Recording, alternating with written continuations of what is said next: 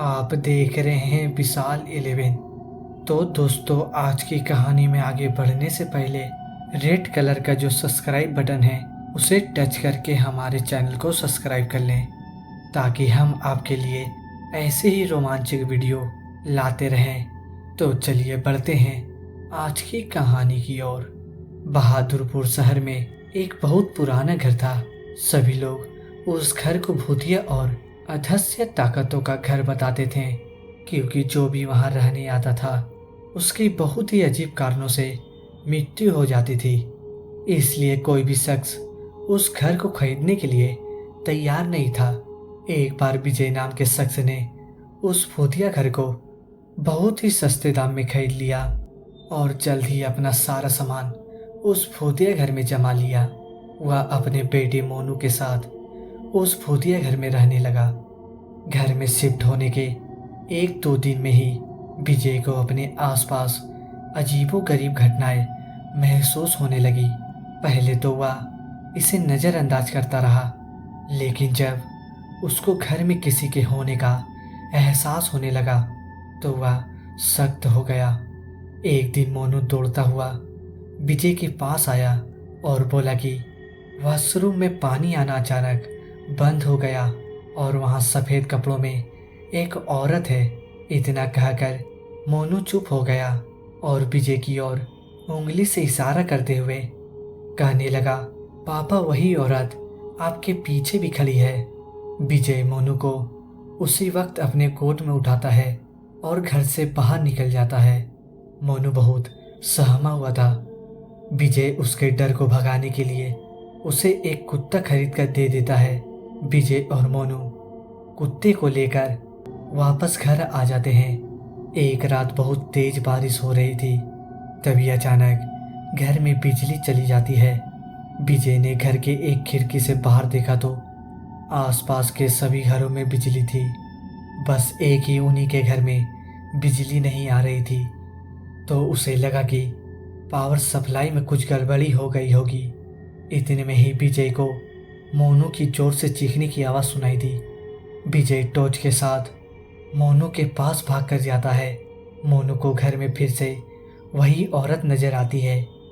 मोनू को सहमा देखकर विजय उसे अपने साथ ही बिजली ठीक करने के लिए पावर हाउस में ले जाता है। इनका कुत्ता भी इधर उधर देखकर जोर से भौंकने लगता है। विजय को एहसास होता है कि कोई उनका पीछा कर रहा है। जब विजय पावर हाउस का दरवाज़ा खोलता है तो उसे उनके सामने एक लाश पड़ी दिखाई देती है। लाश को देखकर मोनू डर से चिल्लाने लगता है। विजय मोनू को लेकर तुरंत दरवाज़ा बंद कर घर से बाहर भागने की कोशिश करता है। बाहर निकलते समय अचानक ही विजय के पांव दरवाजे के पास बनी सीढ़ियों पर फंस जाता है। विजय बहुत कोशिश करता है पर उसका पांव बाहर ही नहीं निकलता। मोनू भी विजय को बाहर खींचने की कोशिश करता है, लेकिन बहुत प्रयास करने के बाद भी विजय बाहर नहीं निकलता। कोई उपाय ना सूझने पर मोनू अपने कुत्ते के साथ घर के अंदर वापस चला जाता है और दरवाज़ा अपने आप ही बंद हो जाता है। विजय भी 15 मिनट तक अपने पाँव को बाहर निकालने की कोशिश करता है और अंत में सफल हो ही जाता है। विजय दौड़ता हुआ घर के अंदर चला जाता है और चारों ओर मोनू की तलाश करने लगता है, लेकिन उसे मोनू और कुत्ता दोनों ही नहीं मिलते। बहुत ढूंढने पर भी दोनों नहीं मिले तो विजय हार मानकर वहीं उनके मिलने की आस में उसी घर में रहने लगता है। कुछ दिन बाद विजय बिजली की सप्लाई को सही करवाने के लिए एक इलेक्ट्रिक मिस्त्री को बुलाता है, लेकिन इलेक्ट्रिक मिस्त्री घर में जाने से पहले ही वहां से भाग जाता है। जब विजय उस इलेक्ट्रिक मिस्त्री से भागने का कारण पूछता है तो इलेक्ट्रिक मिस्त्री उसे बताता है कि उस घर में एक औरत, बच्चा और एक कुत्ते का भूत दिखाई देता है। उस इलेक्ट्रिक मिस्त्री की बात सुनकर विजय बहुत उदास हो जाता है। कुछ दिनों में विजय को भी एहसास हो जाता है कि अब उसका बेटा लौट कर कभी वापस नहीं आएगा। इसके बाद विजय इस घर को छोड़कर चला जाता है और लौटकर कभी नहीं आता। तो दोस्तों चलिए आप बढ़ते हैं पार्ट 2 की कहानी की ओर।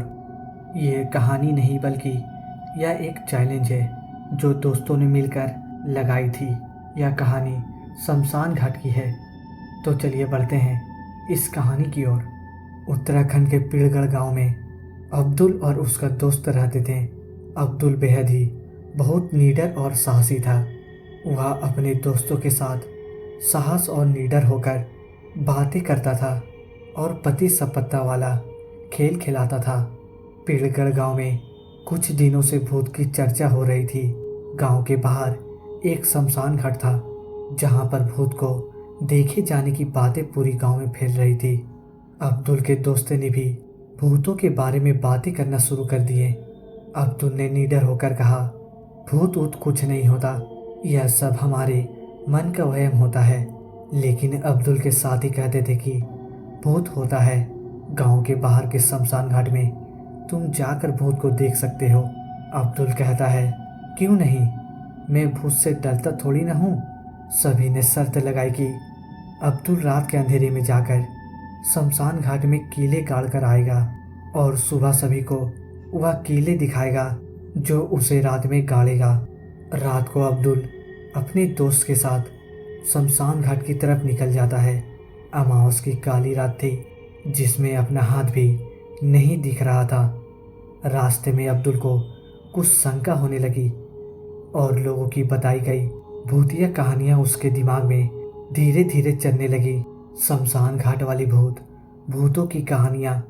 शमशान घाट के पास भूत देखा था जैसी कितनी ही अनगिनत कहानियां अब्दुल के दिमाग में चलने लगी।